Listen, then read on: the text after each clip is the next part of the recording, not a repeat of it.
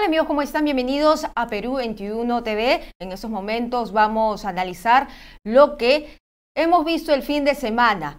El Congreso, lejos de poner a discusión el adelanto de elecciones para este año, sí están interesados en otras cosas. Por ejemplo, en un buen buffet y no en un menú de 16 soles como antes se hacía. ¿Qué es lo que pasó? ¿Qué fue lo que cambió? Este nuevo régimen de comidas, por así decirlo, ya lleva un par de meses, si no es un poquito más. Y la explicación que se ha dado es que esto ha dependido de la mesa directiva. Ya quisieran todos los peruanos, en medio de esta crisis política y social, que les dieran un buffet con 3 comidas y alternativas diferentes, ¿no? ¿Qué tal? Vamos a conversar sobre este tema con Iván La Negra, quien es secretario general de la Asociación Transparencia, a quien le damos la bienvenida. ¿Cómo está? ¿Qué tal? ¿Cómo está? Muy buenos días, gracias por la invitación. Para muchos congresistas este tema no es importante, pero hay que decir cuando las cosas están bien y cuando las cosas están mal. Este cambio del régimen alimenticio en el Congreso de la República sí es asombroso, porque se pasa de 16 soles a un buffet de 80 soles. ¿Es necesario? A ver, creo que hay que poner algunas cosas en contexto, ¿no? En la administración pública uno recibe una remuneración y esa remuneración, desde luego, sirve para otras cosas. Por ejemplo, para pagar los alimentos que uno tiene que, ¿no?, consumir como parte de, pues, de la jornada diaria, ¿no? De hecho, cuando yo he sido viceministro, por ejemplo, ¿no? Yo pues tenía que salir a un restaurante cercano donde está el ministerio donde trabajaba y almorzar. Y evidentemente la cuenta de ese almuerzo lo pagaba yo, ¿no? Entonces, digamos, igual, a veces en la mañana había que tomar desayuno porque uno llegaba muy temprano, y pues uno a veces iba a una cafetería que estaba en el ministerio y pedía un café, y evidentemente te cobraban el café y lo pagabas, ¿no? Esa es la realidad, no solamente de los viceministros, sino de la gran mayoría de los miembros del Estado peruano. En ocasiones ocurre que como parte de la remuneración, esto es muy importante, como parte de la remuneración se incluye el tema de los alimentos, en particular en actividades los cuales pues no es fácil, por ejemplo, ir a un restaurante cerca, sino que tienes que mantenerte en el lugar. Entonces, en ese caso, se incluye como parte, como digo, de lo que vendría a ser tu retribución por el trabajo, el tema de los alimentos. Entonces, forma parte de la estructura remunerativa. Eh, y entonces aquí viene ese tema, ¿no?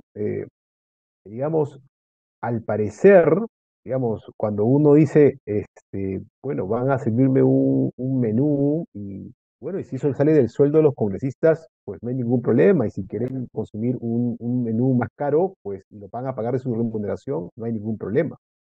El tema es cuando eso pasa a ser parte de digamos, de una manera formal o informal, de la retribución del congresista. Y en ese caso, claro, la pregunta es, si eso es parte de tu retribución, ¿cuál es la razón por la cual eso va a ser así? ¿No? Digamos, ¿qué justifica eso? Porque, digamos, los congresistas no, digamos, no es que carezcan del lugar donde poder almorzar, ¿no? Inclusive la propia cafetería podría ofrecer ese servicio y cobrarles pues, por lo que toca, ¿no? Entonces, ese tipo de cuestiones es lo que realmente genera, para empezar, en los miembros del propio Estado, ¿no? Como de la ciudadanía en general, pues una sensación de que no, las reglas no son parejas para todos, y que hay una suerte de situación privilegiada de algunos funcionarios respecto de lo que es lo normal. Y como digo, no estamos hablando de casos, digamos, que sean, por ejemplo, comunes en otros campos de altos funcionarios, como les he contado en mi paso por la alta administración pública, pues uno pagaba los costos de su alimentación, ¿no? Y eso era absolutamente normal. Y esto además se combina con otras cuestiones, como por ejemplo el tema de los pasajes aéreos, que han mostrado una situación similar, ¿no? Al parecer son percibidos como si fueran otra vez parte de la remuneración, que inclusive no tiene por qué dar cuenta, ¿no?, el funcionario por dicha razón, ¿no?, de lo que hace con esos bienes, entonces, o servicios, ¿no? Entonces, estamos frente a una situación pues que genera sin duda mucha sensación digamos, distancia, ¿no? De la gente respecto de cosas de esta naturaleza. Claro, sobre todo cuando hay una crisis económica que es latente, cuando las MIPES están cerrando, cuando no hay una solución ni medidas para ese sector. Pero aquí lo que se ha conocido es que a través de esta adenda los congresistas no pagan esos 80 soles de buffet diarios de su sueldo, sino lo pagamos No, todos los es peruanos. una forma, en realidad es una forma de remuneración informal, ¿no? Claro. Digamos, son parte, digamos, porque inclusive, eh, digamos, uno podría entender algunas cosas que se dan a los congresistas, por ejemplo, no sé, útiles para ¿no? Para la oficina, ¿no? Materiales para que puedan, porque son parte, digamos, de las cuestiones que están vinculadas directamente con la función que se realiza, ¿no? Pero cuando eso ¿Era no es necesario así, este cambio? cuando esa es el, claro, cuando tú ya no vinculas la provisión de un bien o un servicio a esa función, porque es un elemento esencial para el cumplimiento de esa función, entonces ya eso es remuneración, ¿no? Por ejemplo, de un caso, ¿no? Si tú eres un médico y el hospital te da las herramientas para que puedas ejercer tu labor de médico, ¿no? Los, los útiles para hacerlo, entonces eso evidentemente no es una parte de remuneración, sino son bienes que se te dan para poder cumplir una función. O el uniforme que debería recibir, ¿no? Por ejemplo, un policía. Curiosamente, en muchas ocasiones a veces pasa lo contrario, ¿no? Esa cosa que más bien es como base para su función, a veces se lo tiene que pagar el propio miembro de la fuerza policial. Pero en fin, pero eso, por ejemplo, es una cosa que debería ser normal, ¿no? Se le da un bien que es clave para que pueda cumplir su función. Pero Claro, esto no es pero así, pues, el esto no es así. costo, lo que se ha criticado es que los anteriores congresos, por ejemplo, no han hecho este tipo de adenda donde a subirse el alimento diario a un buffet. Es de 16 soles a 80 soles por cada congresista. Entonces ahí va el reclamo, que lo pagamos finalmente Bueno, todos. ¿Era necesario hacer esto si ya había un costo el predeterminado? reclamo es completamente justificado, por supuesto, ¿no? Porque, como digo, porque lo estás cargando como parte prácticamente, como digo, informalmente, es parte de la remuneración del congresista, ¿no? Porque es un dinero que él no ya no está gastando en un servicio que se le ofrece pues sin ninguna necesidad digamos, de compensación, ¿no? Entonces, es parte, es como un bono, es como cuando te dan un vale para comprarte un pavo en Navidad, ¿no? Ujú. O cuando te dan un vale para hacer compras en un supermercado, ¿no? Vamos, eso es también parte de la remuneración. Eso no es un beneficio que se otorgue, por lo tanto, claro, informalmente, ¿no? Informalmente, y eso es lo que genera, sin duda, una clara insatisfacción de la ciudadanía con toda razón, ¿no? ¿Qué debería pasar con esta adenda? ¿Debería desaparecer? ¿Deberían retroceder en la medida? Bueno, hay varios problemas, ¿no? Primero, yo estoy seguro que la Contraloría debería pues tomar nota, ¿no? De algo así, porque todo tipo de retribución tiene que tener pues evidentemente todo tipo, perdón, de servicio tiene que tener una justificación, ¿no? Me imagino habrá que ver qué justificación se ha dado para algo así, pero puede para empezar a traer problemas administrativos a la propia administración del Congreso, independientemente de que haya una decisión, ¿no? Digamos, de la mesa directiva, por ejemplo, del Congreso, ¿no? También tendrá que explicar desde el punto de vista administrativo, pero desde el punto de vista político, la razón de una decisión de esta naturaleza, ¿no? Y como digo, el tema es que se suma a problemas que ya existían, ¿no? Respecto a juicios negativos, respecto a la manera, digamos, tan poco profesional con lo cual se manejan los congresistas en lo que refiere al uso, ¿no? De bienes y servicios que no están para ningún privilegio, no están para a ver, garantizar un buen servicio al ciudadano mediante la representación política. Y en este buen servicio al ciudadano, 70% de los peruanos, según la última encuesta de Ipsos, está pidiendo un adelanto de elecciones para este año. El Congreso hace 2 días aprobó que el adelanto de elecciones sea visto nuevamente en la Comisión de Constitución.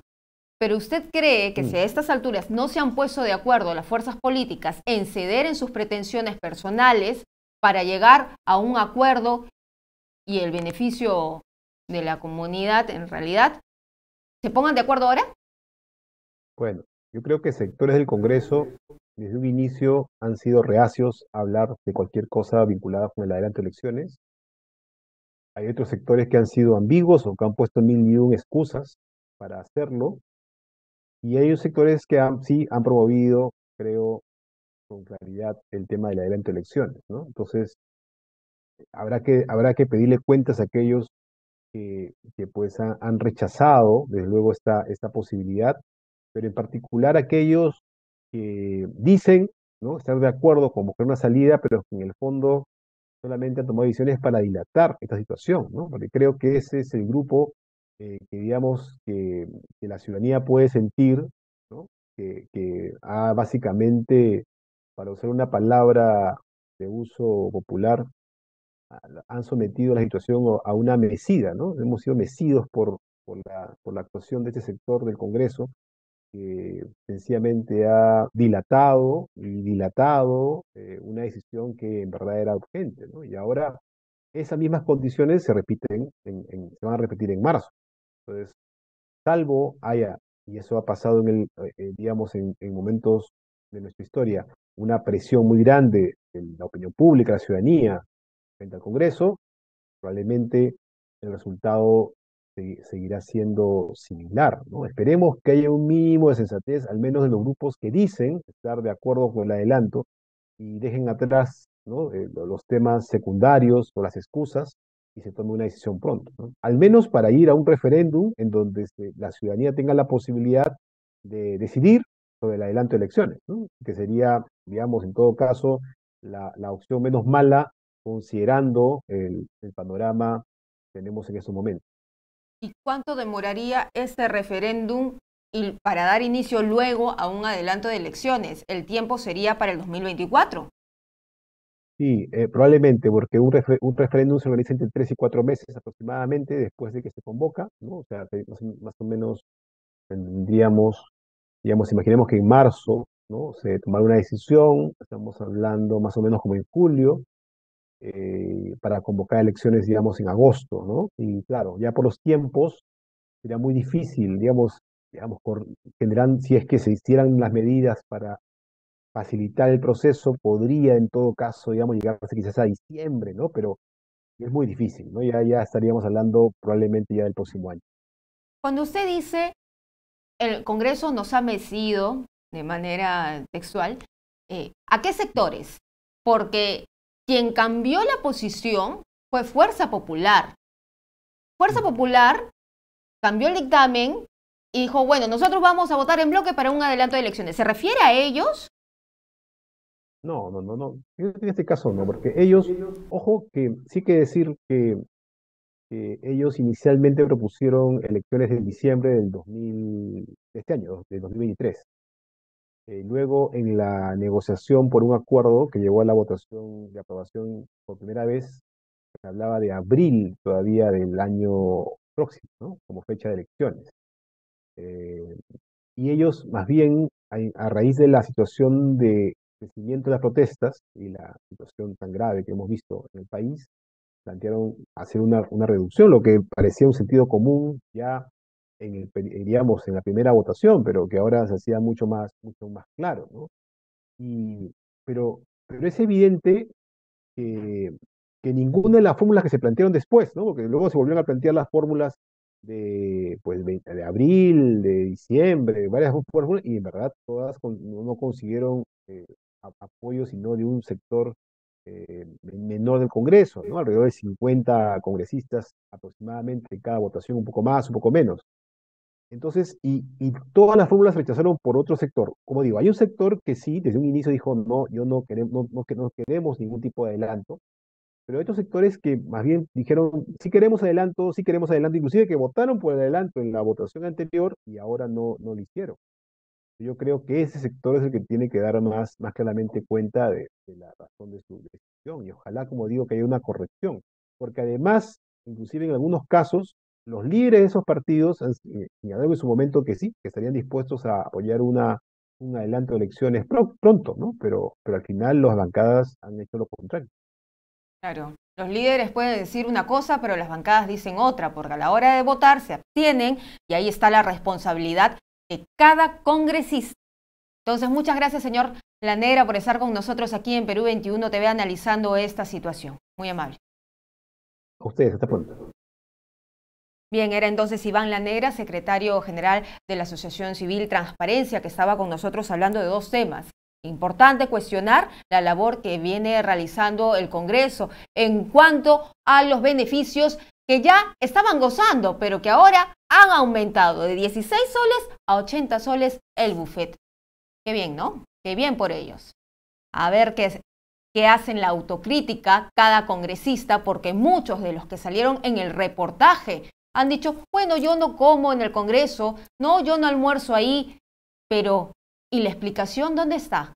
¿Quién responde por ese aumento? 16 soles a 80 soles. Bien, nosotros vamos a regresar con más información.